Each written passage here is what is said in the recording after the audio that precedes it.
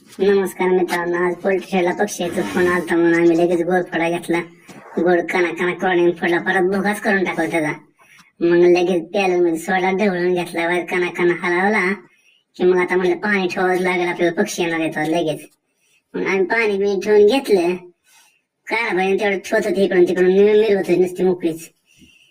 एक पक्षी लगेच आम्हाला आता फोन आलाय, म्हणलं लगेच येणारच पक्षी. आता पाणी बिणी व्यवस्थित मांडलं सगळीकडे. आता कसं आहे, पक्षी आता आलं, पक्षी आलं, घेतलं कारभारी, पहिले कॅरेट तर घेतलं. बघा कसं आली पक्षी घेऊन, इकडून परत मी आलो आणि कणा कणा पक्षी घेतली का कॅरेट उतरून. आता म्हणलं मोपल्याशिवाय सुट्टी नाही, पक्षी एक एक एक एक मोपावं लागतं सगळा पक्षी. नाही जर मोपला तर आम्हाला शेवट एक पक्षी कमी पडला तरी 300 रुपये, असं 10 पक्षी कमी पडलं ना तर 3000 रुपये कटिंग होतात. त्यामुळे सगळं पक्षी आम्हाला 6000 पक्षी आम्हाला आलाय 6600, तर सगळा मुपून घ्यावा लागला. तास 2 तास यातच गेले आमचे.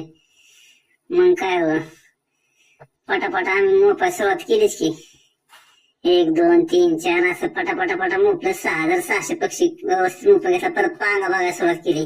पांगा माग राहतो, हाताने पालवून पालवून मोड घेतला. माग पांगा पक्षी राहायला उचलावा लागतो आम्हाला. मग काय ओके शेडला. मग म्हणलं आता खाद्य टाकावं, त्यांना भूक लागली असेल.